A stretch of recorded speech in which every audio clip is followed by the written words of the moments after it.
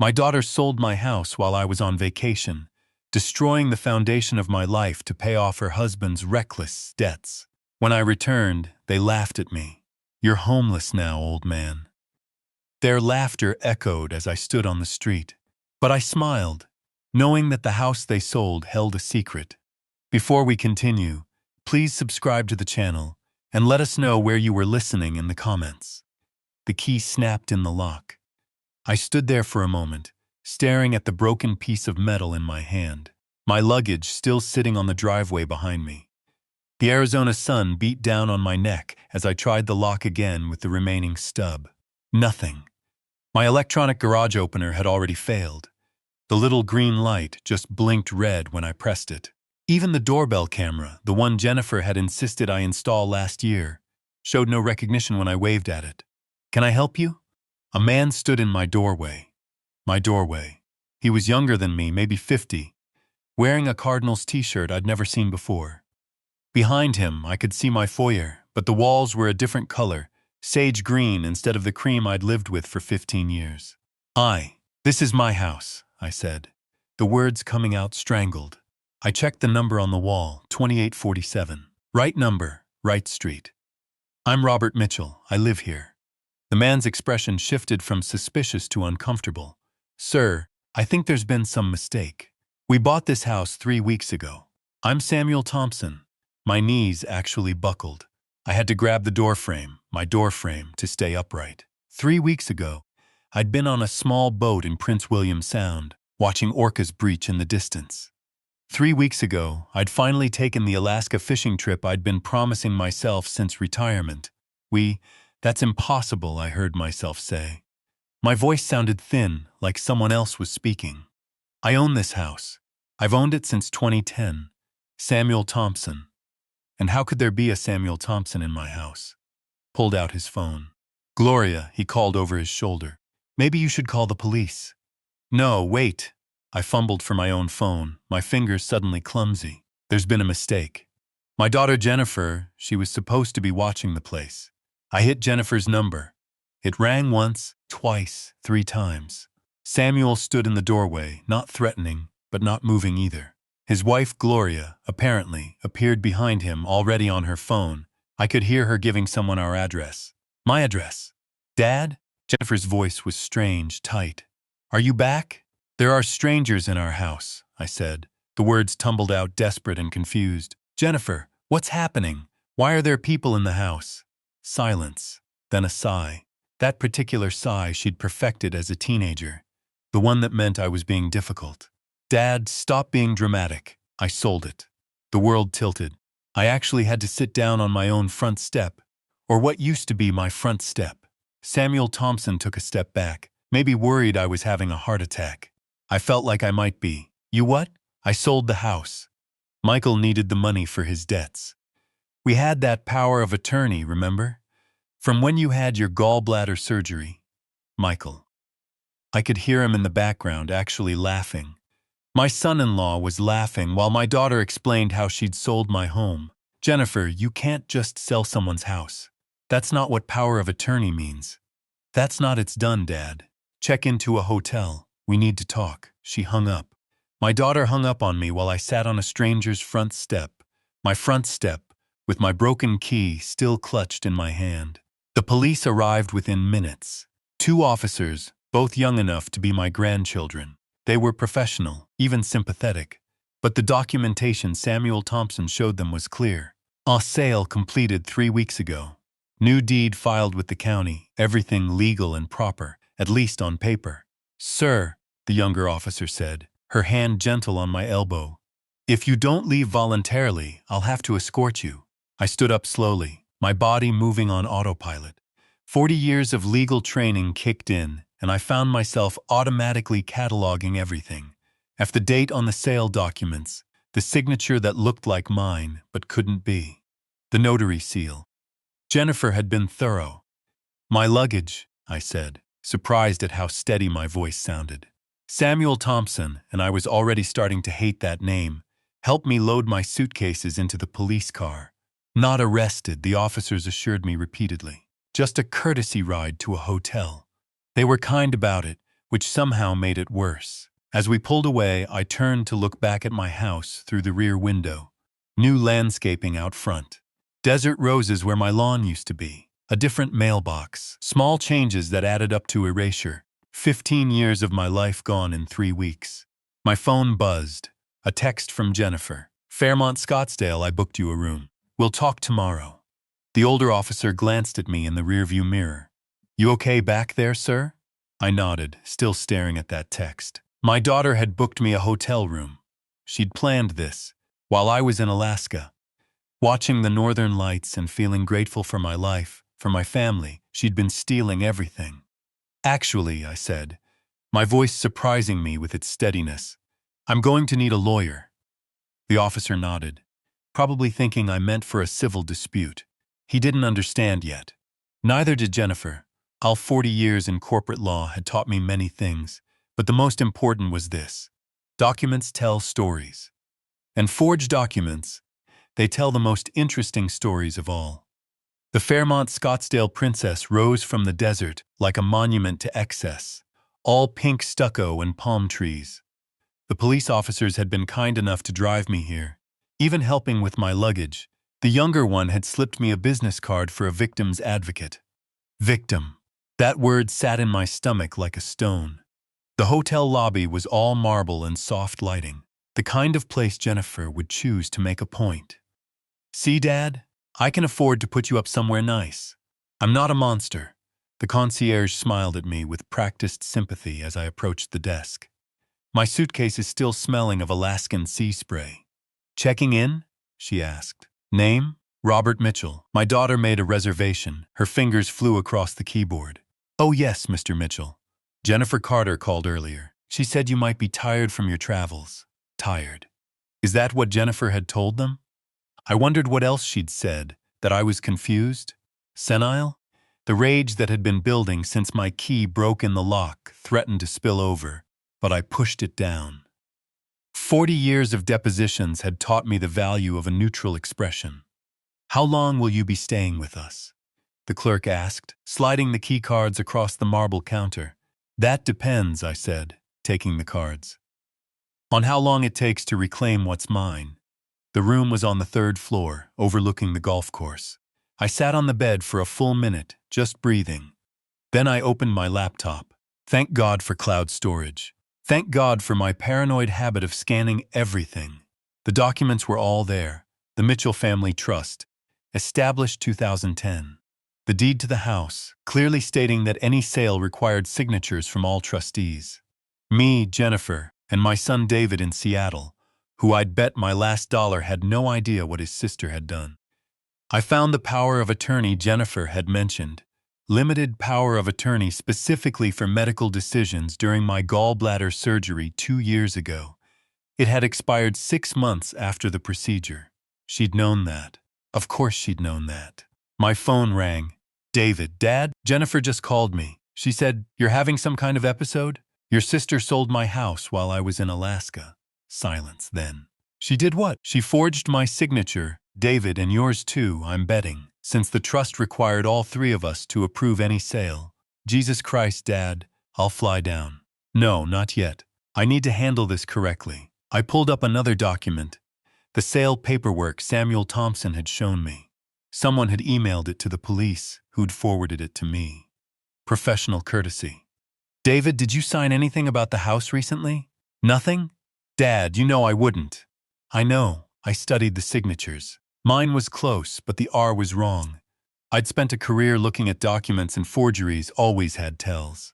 I need you to send me a notarized statement that you never signed any sale documents. Can you do that today? Already walking to my car. Dad, why would she do this?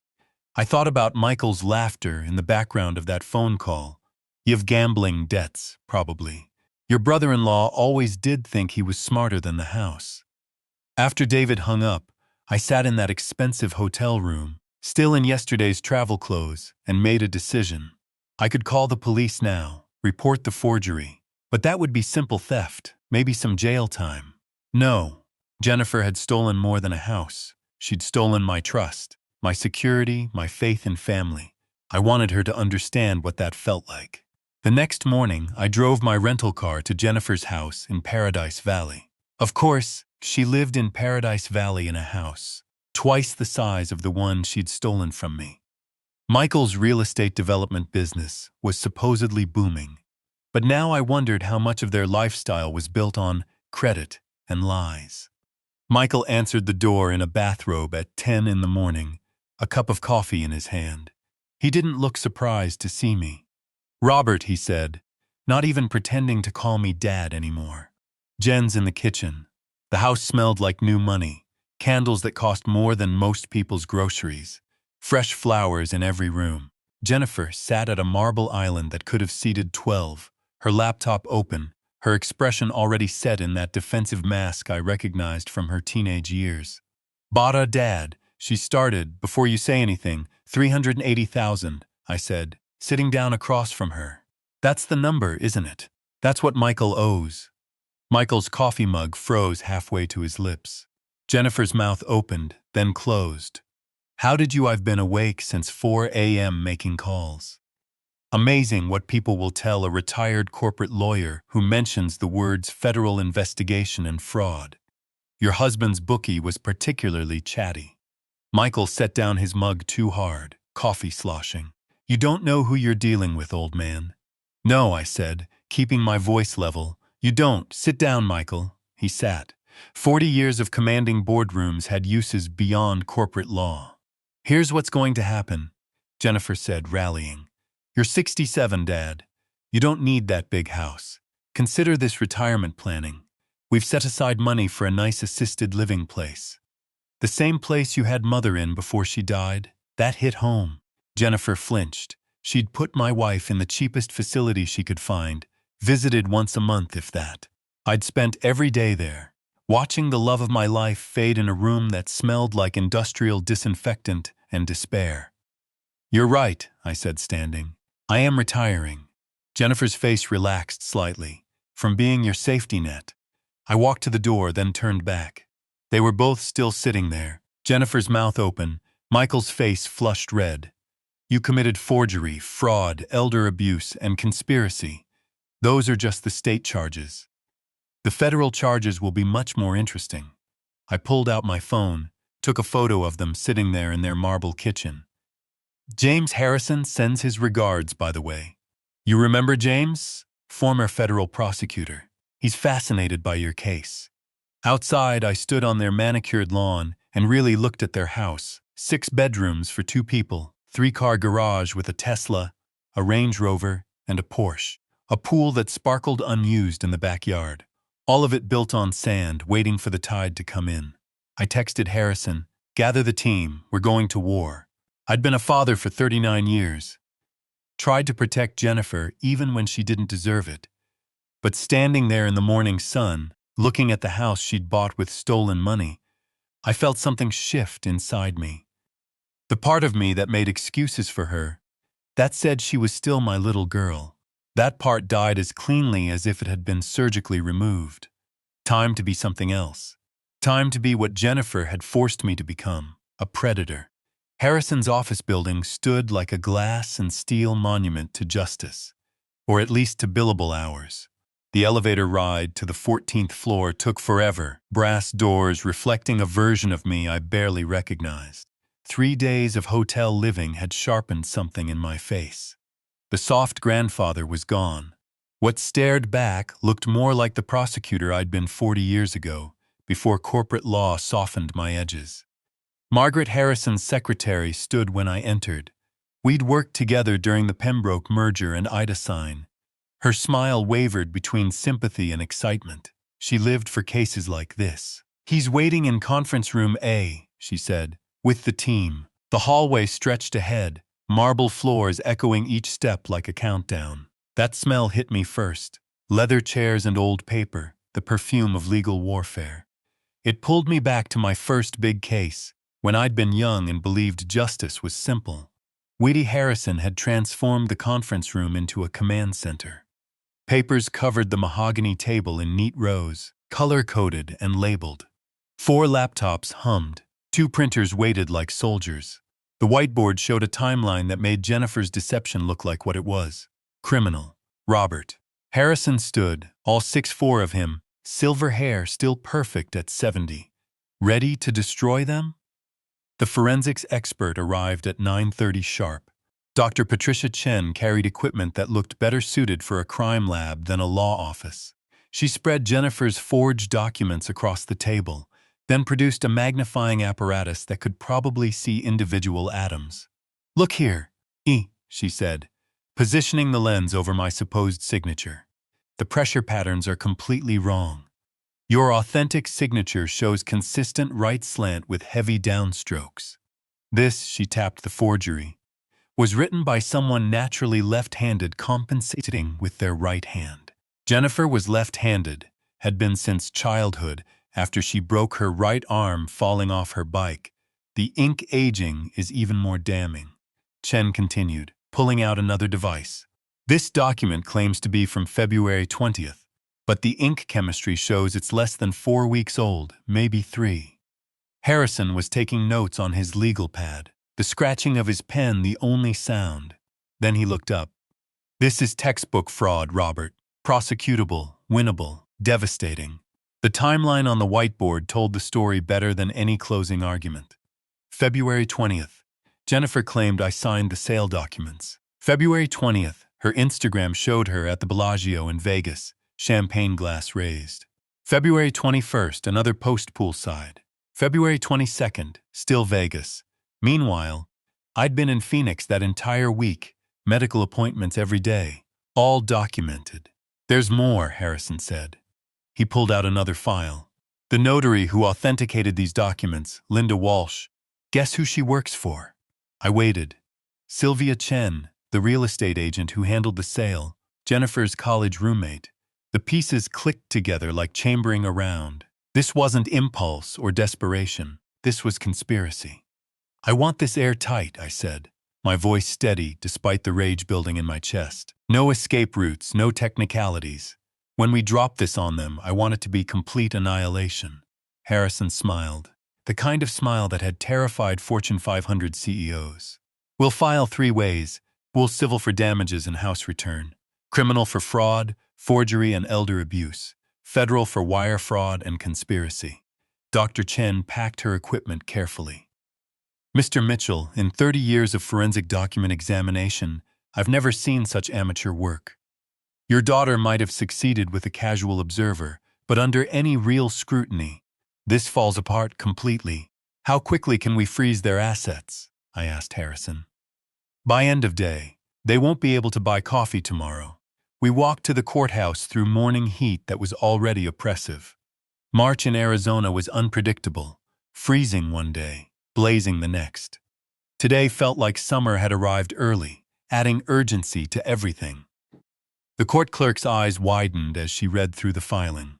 Harrison had assembled something beautiful in its thoroughness. Every document, every piece of evidence, every legal precedent arranged like movements in a symphony of destruction. "Mr. Harrison," she said, "this is one of the most comprehensive filings I've seen. Judge Martinez agreed to see us immediately." Professional courtesy, Harrison called it. 2 old warriors asking a favor from another. The emergency injunction was signed within an hour. Asset freeze, immediate and complete. Jennifer and Michael's accounts, their property, even their cars, all frozen pending investigation. The process server was a young woman named Amy, eager and efficient. Bill Harrison had chosen her specifically because she had a body camera, standard procedure for her company. "Workplace or home?" she asked. "Workplace," I said. "Lunch hour, maximum witnesses." We followed in Harrison's Mercedes, parking across from Jennifer's office building, Phoenix Financial Advisory, where she'd worked for 15 years. Where her colleagues thought she was a devoted daughter caring for her aging father. Amy entered at 12:17. Through the floor-to-ceiling windows, we could see the reception area, then Amy being directed deeper into the building, then nothing for 5 minutes, 6-7. At 12:25 we saw it. Jennifer in a glass-walled conference room, client presentation in full swing, Amy entering, the envelope extended. Jennifer's face changing from annoyance to confusion to shock. Her clients, 3 men in expensive suits, watching her world crack. My phone rang. Jennifer's panicked breathing filled my ear before she spoke. Dad, what have you done? My credit cards aren't working. The bank says my accounts are frozen. Michael's voice roared in the background, cursing and breaking things. I heard glass shatter. Jennifer's breathing got more ragged. You committed fraud, Jennifer. You stole my house. What did you expect? Dad, you don't understand. Michael knows people, dangerous people. If we can't pay them, that sounds like a you problem. I hung up and immediately called Vincent Morales, a private investigator I'd used during my corporate days. He answered on the first ring. Roberto, thought you'd retired. So did I. I need everything on Michael Carter. Focus on his gambling debts and who he owes. On it. 3 days later, March 26th, I learned what desperation looked like. The hotel parking garage was supposed to be secure, but Michael had found a way in. 3 in the morning, according to my phone when his pounding woke me. Not on the door. He was in the hallway, but he was hitting the walls, making noise. I triggered my recording app before opening the door. Michael looked like he'd aged 5 years and 3 days. Bloodshot eyes, 3-day stubble, clothes that had been slept in. The smell of whiskey hit me from 6 feet away. You're killing us, old man, he slurred, pushing past me into the room. Michael, you're drunk. Leave before I call security. Security? He laughed ugly and harsh. You think security matters? You know who Tony Torino is? I didn't, but I kept recording. Tony Torino collects debts, Robert, and he collects in blood when the money's not there. We $380,000 due last month. But you knew that, didn't you? I know you stole my house to pay your gambling debts. Michael stepped closer. His breath was toxic. Accidents happen, Robert, especially to old men. Weak hearts, bad falls disappeared completely sometimes, even in hotels. Is that a threat, Michael? It's a promise? Drop the charges? Unfreeze the accounts, or you'll wish Jennifer had put you in the same trash home as your wife. The rage that hit me was volcanic. But I stayed still. The recording was everything. Get out. He left, but not before kicking over a lamp. Hotel security arrived minutes later. I'd texted them the moment he'd started pounding walls. They reviewed their cameras, took statements, called the police. Michael was gone, but everything was documented. Morales met me the next day at a scenic overlook in the McDowell Mountains. He handed me a folder thick with photos and documents. Your son-in-law is in deep, he said. Tony the Hammer Torino is old-school Vegas mob. Officially, he runs a construction company. Unofficially, he's the most dangerous debt collector in 3 states. The photos showed Michael meeting with a man who looked like violence incarnate. Torino was huge, scarred, with dead eyes that had seen everything and felt nothing. There's more, Morales continued. Michael owes 3 casinos besides the Bellagio. Private games with businessmen who don't take IOUs. Total debt is closer to $500,000. How long has this been going on? Years. But here's the interesting part. Jennifer's been signing loan documents too. Except, he pulled out another photo. I talked to 3 witnesses who say she's never been to these games, never met these people. Michael's been forging her signature too. The irony was almost beautiful, the forger being forged. April 5th brought unexpected allies. Samuel Thompson called, his voice tight with controlled anger. Mr. Mitchell, we need to talk. Our title insurance company is investigating, but they're dragging their feet. My wife is devastated. We saved 20 years for this house. I understand, Mr. Thompson. You're victims, too. The thing is, we've learned something. Our real estate agent, Sylvia Chen, she and your daughter go way back, college roommates. She pushed us to close quickly, said there were other offers. Now we know why. Gloria Thompson took the phone. Mr. Beale Mitchell, we'll testify. We'll help however we can. We just want our money back, and these people punished. Their lawyer, Christine Park, was young, hungry, and brilliant. She'd found connections between Jennifer and Sylvia going back years. Shared vacations, mutual investments, a pattern of suspicious real estate transactions. This isn't their first time. Park said when we met. I've found 3 other properties with questionable sales patterns. All elderly owners, all quick cash sales below market value. April 10th, court ordered mediation. The mediator was a retired judge named Franklin, who'd seen everything and tolerated nothing. Jennifer arrived in a designer suit that probably cost more than most people's monthly salary, a choice that screamed either denial or defiance. Brennan, her lawyer, tried to control the narrative. My client was manipulated by her husband. She's a victim of domestic coercion. Michael exploded. Coercion? She planned the whole thing, showed me the trust documents, told me exactly how to. Brennan grabbed Michael's arm, but it was too late. You told me he was dying. Michael screamed at Jennifer, said he'd never know, said the Alaska trip was perfect timing. Security dragged Michael out, still screaming. Jennifer's mask finally slipped completely. She looked at me with eyes I'd never seen before. Cold, calculating, empty. You were supposed to die on that trip, she said quietly. The boat captain was paid to have an accident, but you chose a different tour company last minute. The room went silent. Even Franklin looked shocked. Brennan was frantically trying to stop his client from talking, but Jennifer kept going. You were lucky, Dad. My phone buzzed. Text from Harrison. Jennifer just withdrew $50,000 cash from an account we missed. Second text from Morales.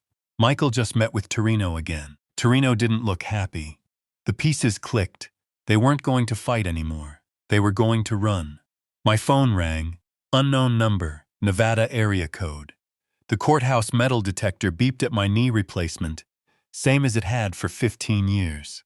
Officer Martinez waved me through with a nod. We'd known each other since the early 2000s, back when I tried cases here weekly. Jennifer arrived 10 minutes later with a new attorney, Sandra Chen, whose reputation preceded her like a bad smell. B.D. Chen defended the kind of people who thought laws were suggestions and ethics were for the poor. Mr. Mitchell, Chen said in the hallway, her voice sharp enough to cut glass. Elder abuse accusations are serious. They can backfire. Behind her, Jennifer clutched her designer bag with trembling hands, avoiding my eyes. She'd lost weight, stress eating away at her from inside. Good. Harrison appeared at my elbow. She hired the dirtiest fighter in Phoenix, he whispered. Chen doesn't just bend rules, she breaks them. Prosecutor Dennis Murphy arrived next, his Irish face flushed with anticipation. He nodded to me, then to Harrison. We'd all worked this courthouse in better days. We were here for uglier business. Judge Walter Stone entered at 9 sharp. The Vietnam veteran pin on his lapel caught the light. He wore it every day, had since 1975. Stone had no patience for thieves, less for those who stole from family. Jennifer's hands started shaking harder. Harrison presented the evidence methodically. Original trust documents, bank statements. The forensic analysis appeared on the courtroom screen, Dr. Chen testifying via secure video link. Every forged signature magnified, every fraudulent date highlighted. Stone leaned forward, studying the documents himself, his reading glasses sliding down his nose. Messrs. Carter.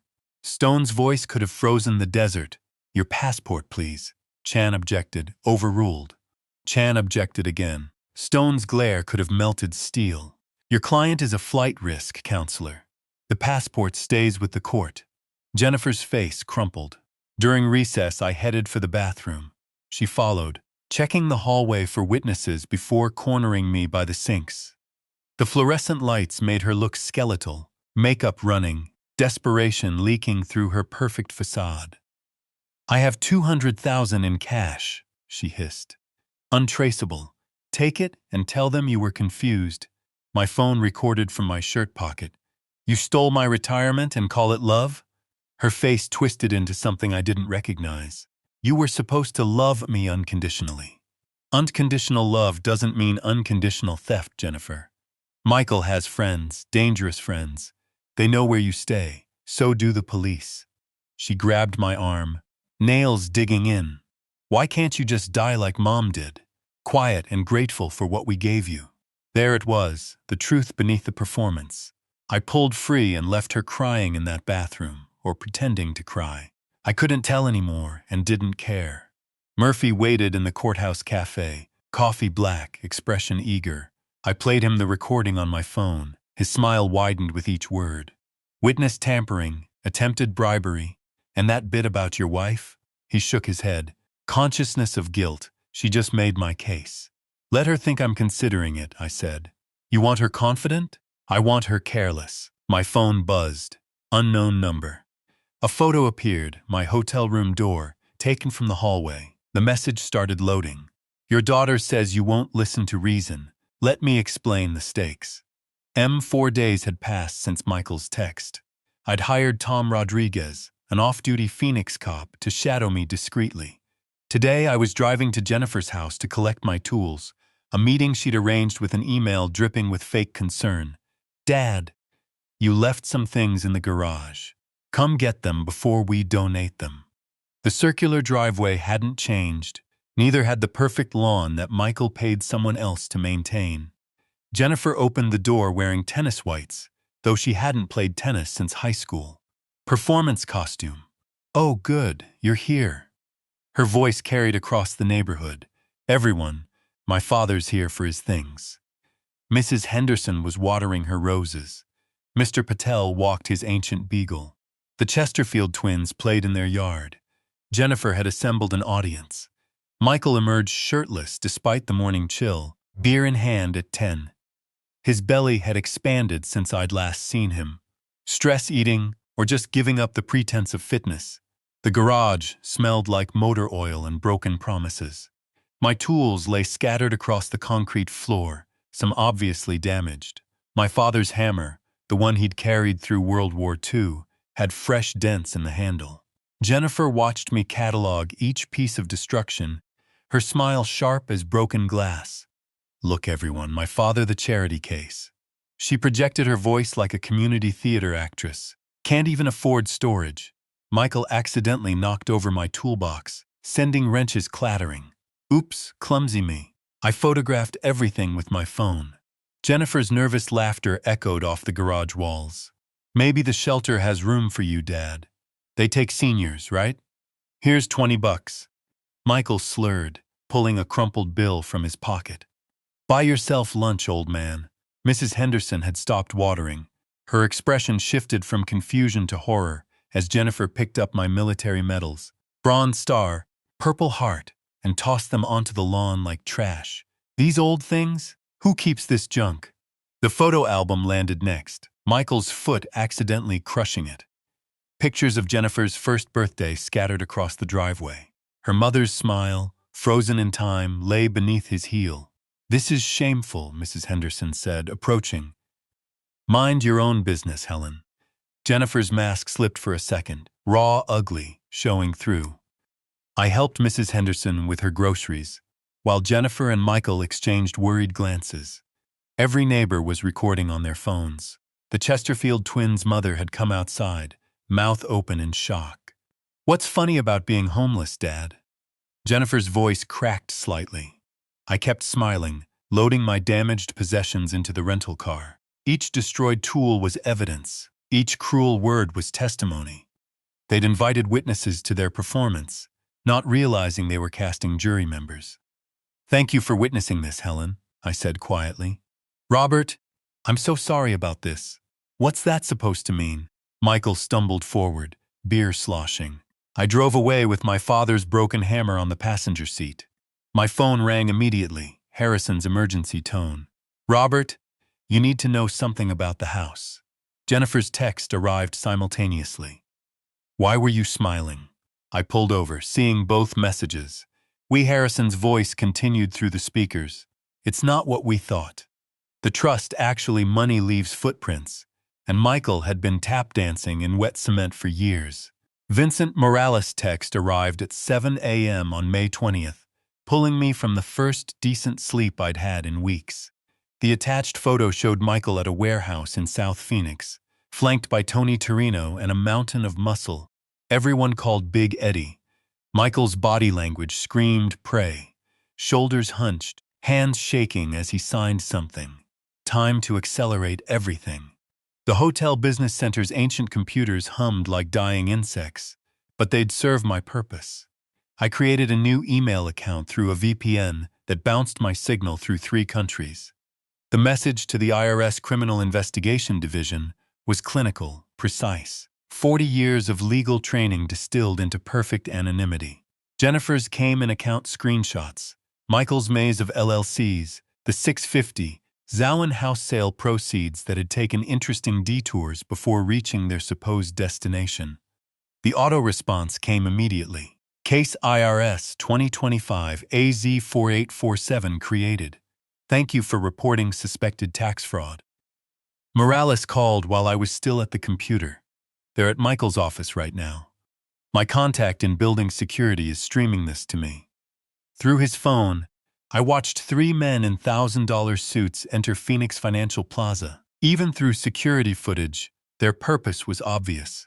Collection, not negotiation. Michael was visible through his office glass, pacing, gesturing wildly. 47 minutes. That's how long they stayed. When Michael emerged, his shirt was untucked, sweat stains visible even on the grainy footage. He's going to the bank, Morales narrated as Michael's Porsche, soon to be repossessed, pulled into Wells Fargo, and he's coming out empty-handed. The accounts are frozen. Michael's desperate call to Jennifer came next, captured by Morales' surveillance. Jen, they came to my office, in front of my partners. The bank won't give me anything. Your dad has destroyed us. May 25th brought federal attention. IRS agent Dylan Ross looked younger than my son David, but his eyes held the hunger of someone building a career on big cases.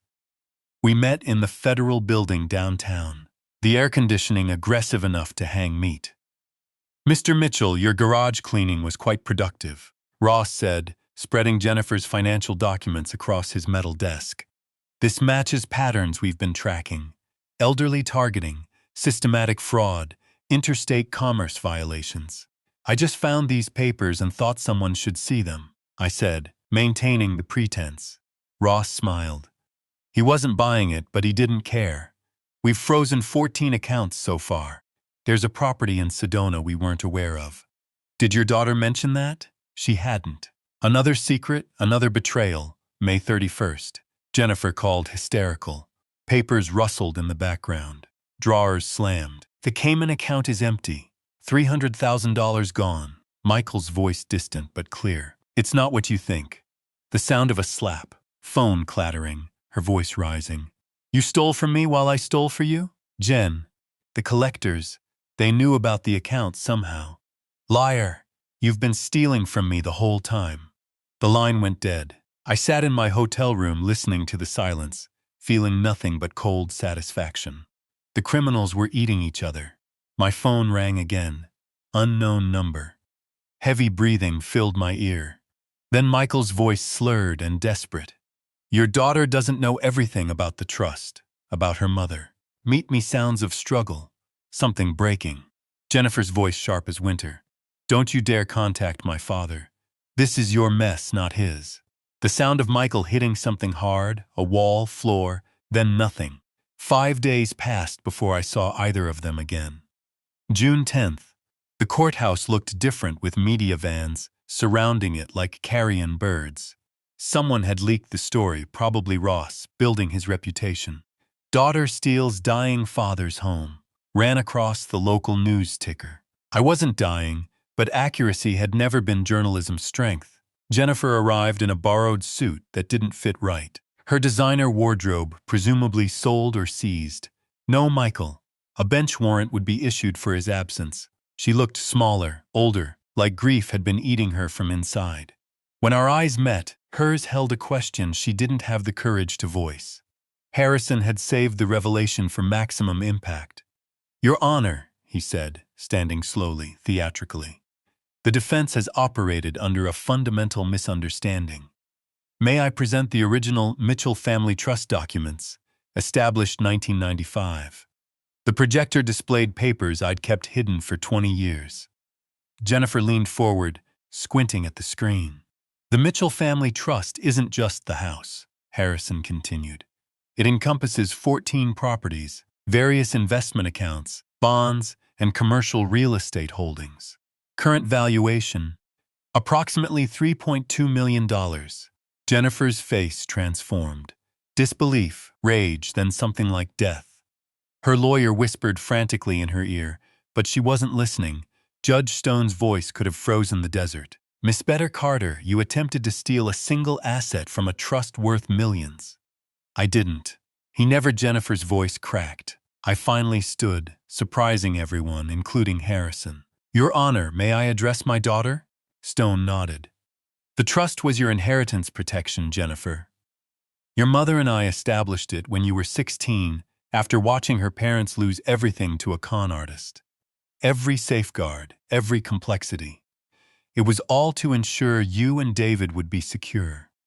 If you'd waited 15 months until your 40th birthday, you could have accessed your share freely. If you'd asked, I would have helped with Michael's debts instead. But you never told me because your mother made me promise.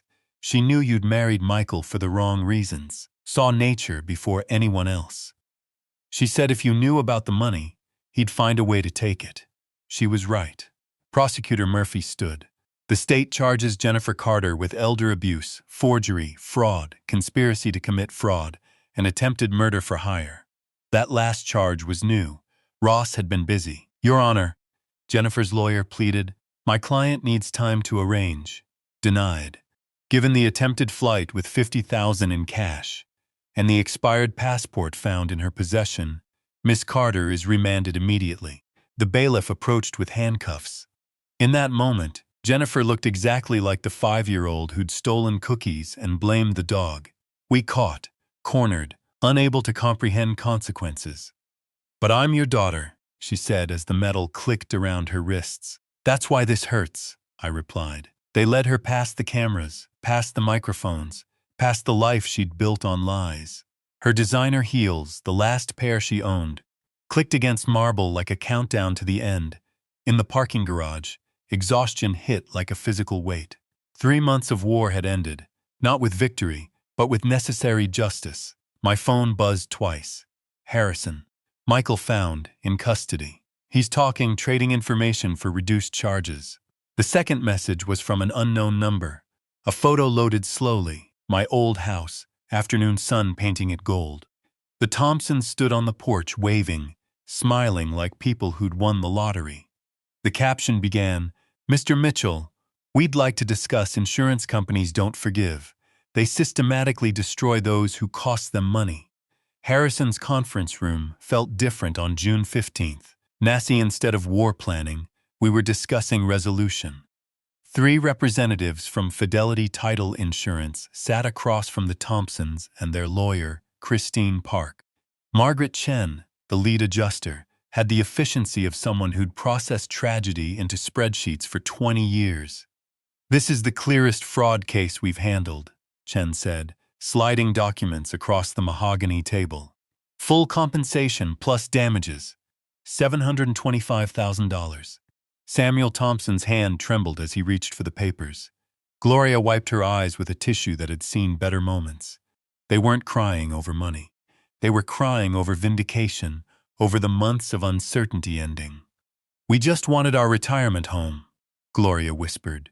Chen's expression softened marginally. You'll have it. We'll recover our costs from the perpetrators through subrogation. Miss Carter and Mr. Carter will be paying us back for decades. Samuel shook my hand with both of his, grip firm despite his age. Thank you, Mr. Mitchell, for fighting, for not letting them win. 5 days later, I sat in federal court watching Michael face his reckoning, orange jumpsuit hanging on his diminished frame, wrist shackles clicking against the defendant's table. The IRS Criminal Investigation Division had been thorough. 18 months they'd requested. 18 months they'd get. Agent Ross testified with the dispassion of someone reciting grocery lists. Unreported gambling winnings from his lucky streak 3 years ago before the losses mounted. Structured deposits designed to avoid bank reporting requirements. Money laundered through 14 shell companies with names like Desert Holdings LLC and Sunshine Ventures Corp. Mr. Carter, the federal judge intoned, her voice cutting through Michael's visible trembling. Tax evasion undermines society's foundation. 18 months in federal custody followed by 3 years supervised release.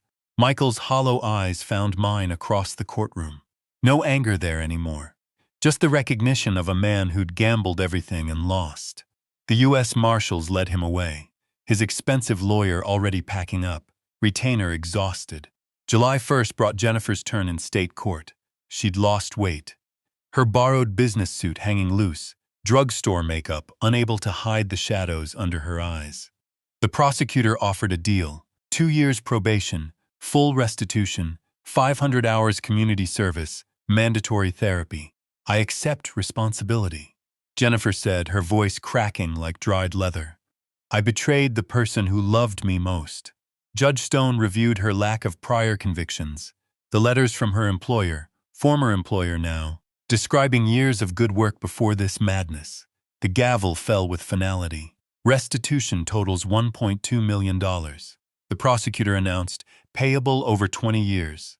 Jennifer walked out in civilian clothes but imprisoned by debt that would follow her past retirement age. No jail cell, but no freedom either. The auction happened July 15th.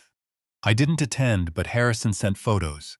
Jennifer's house in Paradise Valley, the monument to their pretense, sold for barely enough to cover the mortgage. The Porsche, the Range Rover, the designer furniture, all gone to the highest bidder. An entire life liquidated in 90 minutes. Opening bid for Lot 47. The auctioneer's voice echoed in the video Harrison sent. My custom bedroom set from Restoration Hardware. Everything they'd built on stolen foundations collapsed into strangers' hands. My hotel phone rang that evening. The concierge's practiced voice. Mr. Mitchell, you have a visitor in the lobby. The elevator descent felt longer than 14 floors. Who would visit now? The media had moved on to fresher tragedies. The lawyers were paid and gone. Jennifer stood by the lobby fountain, holding an envelope with shaking hands. Not the Jennifer who'd stolen my house. Not the Jennifer who'd planned my death. This was someone else. Hollow-cheeked, wearing Walmart clothes, holding herself like she expected to be hit. Dad, she started, her voice barely audible above the fountain splash. I need to tell you the truth about Mom's death. The words hung between us like charged particles. I led her to the lobby sitting area, away from the concierge's curious glances. She sat on the edge of an overstuffed chair, envelope clutched like a lifeline. Michael started manipulating me during Mom's final months, she said, eyes fixed on her worn sneakers. He knew about the trust then. He'd gone through your papers while you were at the hospital every day. He said if I didn't help him, he'd make sure you spent everything on her care, that there'd be nothing left. Your mother's care was never about money. I know that now, but grief and greed, they twisted everything. Michael convinced me you'd live forever, that the trust would never benefit us, that we deserved something for our patience. August 1st, I turned my key in my original lock. The Thompsons had returned the house to me in better condition than they'd found it. New kitchen backsplash, xeriscaped garden that would survive any drought, fresh paint throughout. They'd loved it properly, briefly. Mrs. Henderson emerged first, carrying a casserole that smelled like the 1970s in the best way. Mr. Patel followed with his ancient beagle. The Chesterfield twins' mother brought cookies. The neighborhood had been watching, waiting. Welcome home, Mrs. Henderson said simply. Home felt different now. Not violated, but transformed. Every room held memory and renewal simultaneously. The Thompsons had left a note. Thank you for fighting for what's right. This house has good bones and better karma now. August 10th brought a letter. Jennifer's careful handwriting on cheap paper, no return address. I'm working 2 jobs, morning shift at Target, evening at Denny's, living in a studio apartment in Glendale. It's honest work. I see now the house was never about property. It was about what I was willing to destroy to get it. I'm not asking for forgiveness, just understanding. Your daughter, Jennifer. I read it 3 times, then filed it with the legal papers. Not ready for forgiveness, but acknowledging the attempt. The barbecue on August 15th wasn't planned. Neighbors just appeared with food, drinks, stories. We gathered in the backyard the Thompsons had improved, smoke from Mr. Patel's grill mixing with evening air. You handled this with such dignity, Mrs. Henderson said, her 3rd glass of wine making her philosophical. Most people would have just raged. Rage is expensive, I replied. Justice has better returns. They laughed, understanding that some wounds teach valuable lessons. August 25th, doorbell at dinner time. Jennifer stood on my porch, their porch, the one where she'd been raised, holding pay stubs and an envelope. First restitution payment, she said, extending $200 in worn 20s. The Thompsons will get theirs next month. Calloused hands from restaurant work, drugstore shampoo. Humility earned through labor. This wasn't the daughter who'd stolen from me, or the child I'd raised. This was someone in between, in transition. I'm not asking for forgiveness, she repeated. Just accountability. Call me when you've paid the Thompsons for a full year, I said. We'll talk then. She nodded, turned to leave, then stopped. Mom would be ashamed of what I became, but maybe proud of who you're becoming. She walked away with straighter shoulders than she'd arrived with. A neighbor child asked about the family photos I'd rehung in the hallway. I explained about choices and consequences, about how people can lose themselves and maybe find something better. That evening, I called Harrison about setting up education trusts, not for Jennifer's future children, should she have them, but structured so they couldn't be touched by parents' greed. Some lessons need teaching only once. The phone rang again. The Thompsons calling from their new house in Sedona. They'd found peace there, they said. Their insurance settlement had bought them something smaller, but theirs completely. We talked about gardens, about second chances, about justice served. Looking out at the desert sunset, I thought about family, about blood and betrayal, about redemption earned through accountability. My father's tools sat cleaned and organized in the garage, waiting for projects that would build rather than destroy. Family isn't about blood or property. It's about choosing to do right when wrong is easier. Jennifer had chosen wrong, was paying for it, might someday choose better. Michael had chosen wrong and would pay longer. I had chosen justice over revenge, and that made all the difference. The house stood solid around me, walls that had seen love and loss, theft and recovery. Tomorrow, David would fly in from Seattle. We'd discuss the trust, how to protect it, how to ensure this never happened again. But tonight, I sat in my reclaimed home at peace with the price of justice and the possibility, just the possibility of redemption. If you like this story, please like this video, subscribe to the channel, and share your impressions of this story in the comments. To listen to the next story, click on the box on the left. Thank you for watching.